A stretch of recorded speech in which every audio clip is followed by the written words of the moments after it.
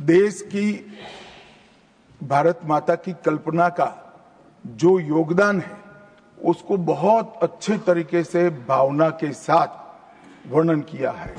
जल, फल और समृद्धि तीनों की दायिनी भारत माता को बताया गया। शोभित पुष्पों से मन को प्रफुल्लित करने वाली भी भारत माता को बताया गया। सरस्वती, लक्ष्मी, दुर्गा, ये तीनों का जो स्वरूप है वो भारत माता है। एक प्रकार से हमारा समृद्धि, हमारी सुरक्षा, हमारा ज्ञान, हमारा विज्ञान, ये सब भारत माँ की ही कृपा है और उसकी आराधना से ही प्राप्त हो सकता है। इतना बड़ा एक संकल्प बंकिम बाबू ने रखा। दुर्गा की वीरता, लक्ष्मी की संपन्नता और सरस्वती की मेघा, ये तीनों हमें भारत माँ की कृपा ही दे सकती है, यह मिट्टी ही दे सकती है। इसीलिए इसको बार बार प्रणाम करना चाहिए, माँ को प्रणाम करना चाहिए। मान्यवर, एक प्रकार से जिसकी उद्घोषणा 150 साल पहले बंकिम बाबू ने की, ये विचार तो बहुत चिर पुरातन है। रामायण के अंदर प्रभु श्री राम ने भी जब उनको सलाह दी गई कि इतनी वैभवशाली लंका है, आप लंका जीत ही लिए हो, तब अयोध्या जाकर क्या करना है, यहीं रह जाते हैं। तब उन्होंने कहा कि माता और मातृभूमि ईश्वर से भी बड़ी होती है, मैं माता और मातृभूमि का त्याग करूं। मातृभूमि के महिमा मंडन प्रभु श्री राम ने भी किया। मातृभूमि का महिमा मंडन आचार्य शंकर ने भी किया और मातृभूमि का महिमा मंडन आचार्य चाणक्य ने भी किया। ये सभी ने समय समय पर हमारे अस्तित्व को मातृभूमि के साथ जोड़ने का काम किया।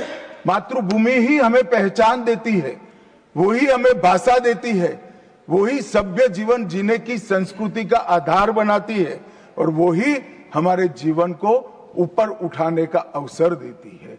इसलिए मातृभूमि से ज्यादा कुछ हो नहीं सकता। ये भाव जो चिर पुरातन भाव था, उसको बंकिम बाबू ने पुनर्जीवित किया और वो घनघोर रात्रि जैसे गुलामी के कालखंड के अंदर जैसे एक बिजली प्रकाश फैला देती है, उसी प्रकार से वंदे मातरम के गान ने घनघोर अंधेरे के अंदर, जन जन के अंदर गुलामी की मानसिकता छोड़कर आजादी की प्राप्ति, स्वराज की प्राप्ति का एक जोश जगाने का काम किया। मान्यवर, महर्षि अरविंद ने वंदे मातरम को गीत नहीं, हमारी आध्यात्मिक शक्ति का प्रतीक माना। उन्होंने बहुत सुंदर तरीके से वर्णन किया है कि स्थूल, सूक्ष्म और कारण तीनों प्रकार से वंदे मातरम भारत की शक्ति को जगाता है। स्थूल शरीर, वंदे मातरम का उच्चारण हमारी शरीर में शक्ति और उत्साह भरता है। राष्ट्रभक्ति की क्रिया प्रक्रिया शक्ति को जगाती है। सूक्ष्म शरीर हमारे भावनाएं, हमारे विचारों को वो शुद्ध करता है और हमारी चेतना को वो जागरूक करता है। और कारण आध्यात्मिक शरीर में भी उन्होंने कहा कि बंकिम बाबू एक ऋषि चेतना से प्राप्त मेघा से ही वंदे मातरम की रचना की है। और बहुत अच्छे तरीके से उन्होंने कहा, यह गीत केवल देशभक्ति की, देश प्रेम की अभिव्यक्ति नहीं है, बल्कि भारत माता की दिव्य शक्ति का आह्वान है। भारत की मूल चेतना, सनातन शक्ति, उसको पुनर्जीवित करने का ये वंदे मातरम मंत्र है। और इसीलिए आजादी के वक्त सभी हमारे नेताओं ने वंदे मातरम को आजादी के आंदोलन का आधार बनाने का काम किया। कई सारे हमारे आजादी के संग्राम के सेनानी जिनको अंग्रेजों ने फांसी पर चढ़ाया, इस सब में एक चीज सामान्य निकल कर आती है, तो फांसी के तख्ते पर चढ़ते चढ़ते जो शहीद अंतिम शब्द बोले वो सभी के मुंह से वंदे मातरम ही निकला। स्वदेशी का आह्वान करना हो, विदेशी माल का बहिष्कार करना हो, राष्ट्रीय शिक्षा का आह्वान जगाना हो, हर वक्त राष्ट्रभक्ति जगाते वक्त वंदे मातरम का उद्घोष इस देश ने सुना भी, इस देश ने महसूस भी किया। पंजाब के गदर आंदोलन में वंदे मातरम के शीर्षक से कई पर्चे बांटे गए। महाराष्ट्र में वंदे मातरम के विशेष अंक गणपति और शिवाजी के उत्सव में बांटे जाते थे। तमिलनाडु में सुब्रह्मण्यम भारती जी ने तमिल अनुवाद कर हिंद महासागर को भी क्रांति की चेतना से आंदोलित कर दिया था।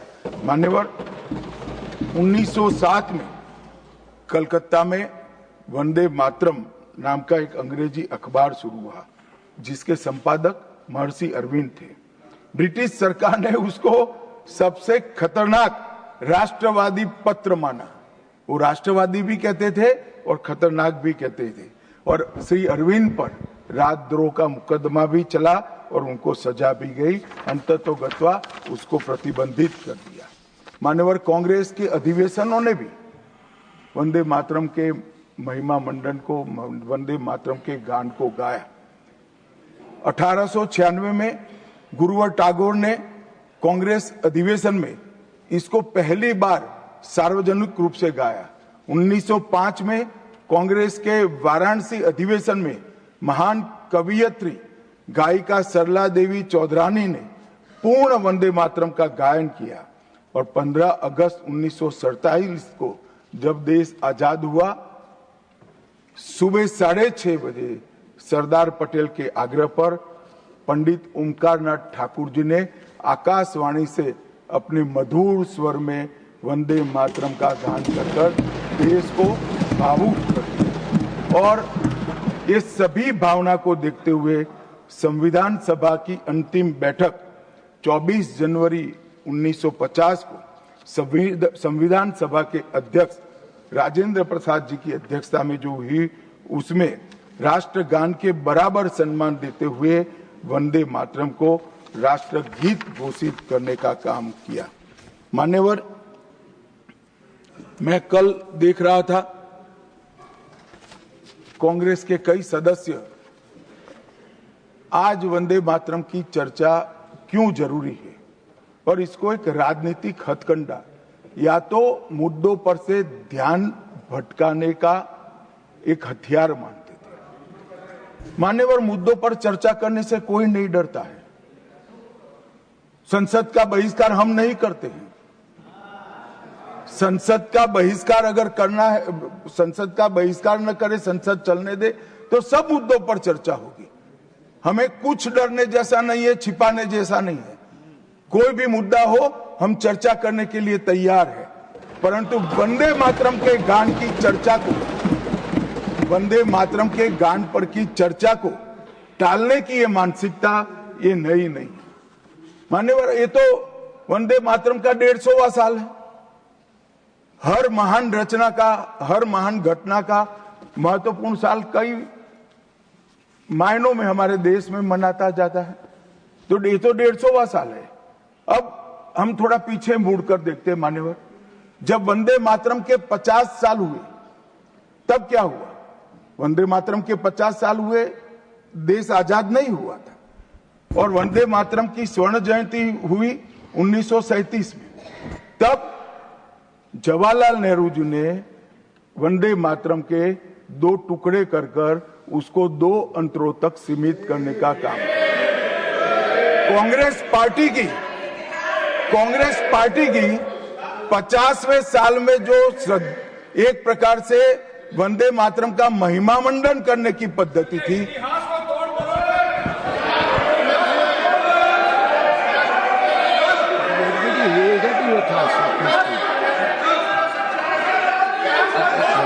Right here, you will get your chance to speak, na? Unless he yields, right here, no. Unless he yields, how I can? unless he yields, now I can. मान्यवर 1 मिनट में उनको बहुत समय दिया गया, अपने समय पर बोले ना, मुझे कोई आपत्ति नहीं। आपका समय, खड़गे साहब आपका समय आएगा। Garge ji, सभापति you are महोदय, going to get your time. Please wait. Garge ji, you are going to get your time. Please wait. Let him speak.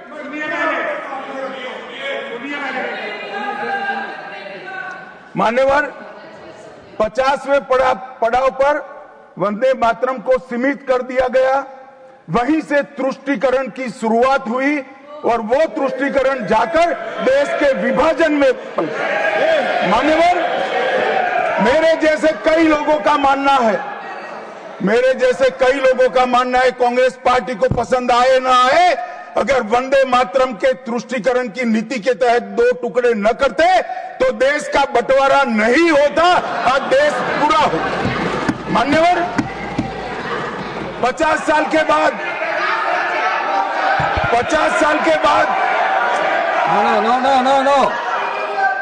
No, nothing will 50 साल go के on बाद record except honorable minister's speech. Please. मान्यवर, 50 साल के बाद वंदे मातरम 100 साल का हुआ। सबको था कि 100 साल मनाए जाएंगे, 100 साल मनाए जाएंगे, मगर 100 साल हुआ तब वंदे मातरम का महिमा मंडन का सवाल ही नहीं था, क्योंकि वंदे मातरम बोलने वाले जो सारे लोग थे उनको इंदिरा जी ने जेल में बंद कर दिया। इस देश में आपातकाल लगाया गया, विपक्ष के लाखों लोगों को, लाखों समाज सेवियों को, स्वयंसेवी संगठन के लोगों को जेल में भर दिया गया, कोई कारण के बगैर अखबारों पर ताले लगा दिए गए, यहां तक कि आकाशवाणी में उस वक्त एक ही माध्यम था, आकाशवाणी में किशोर कुमार की आवाज ही नहीं आती थी, ड्यूएट गाने भी लता जी की आवाज में ही आते थे। मान्यवर, पूरे देश को जब वंदे मातरम 100 साल का हुआ, पूरे देश को बंदी बनाकर रख दिया। और कल 150वां साल है, 150वें साल में लोकसभा में चर्चा हुई। साहब, ये कांग्रेस पार्टी की स्थिति देखिए, जिस कांग्रेस पार्टी के अधिवेशनों की शुरुआत गुरुवर टागोर जैसे लोग वंदे मातरम गा कर कराते थे। वंदे मातरम कांग्रेस पार्टी के आजादी के आंदोलन का एक मंत्र बना था। वो वंदे मातरम के महिमा मंडन करने के लिए जब लोकसभा में चर्चा हुई, गांधी परिवार के दोनों सदस्य नदारद थे, 2 में से एक भी। वंदे मातरम का विरोध आज भी जवाहरलाल नेहरू से लेकर आज के कांग्रेस के नेतृत्व तक कांग्रेस के खून के अंदर बसा। मान्यवर,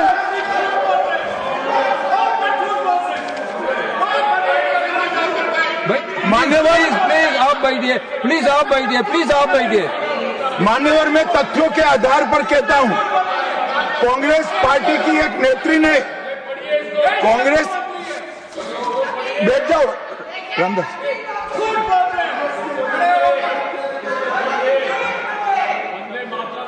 अरे दिग्विजय जी, अब नौकरी पक्की है, इस आयु में क्या कर रहे हो भैया, अब नहीं जाएगी नौकरी। मान्यवर, मैं जो कह रहा हूं वो रिकॉर्ड का हिस्सा है दूसरे सदन का। मान्यवर, दूसरे सदन की चर्चा में कांग्रेस पार्टी की एक प्रमुख नेत्री ने कहा है कि वंदे मातरम की आज चर्चा की कोई जरूरत नहीं है। मुझे मालूम नहीं पड़ता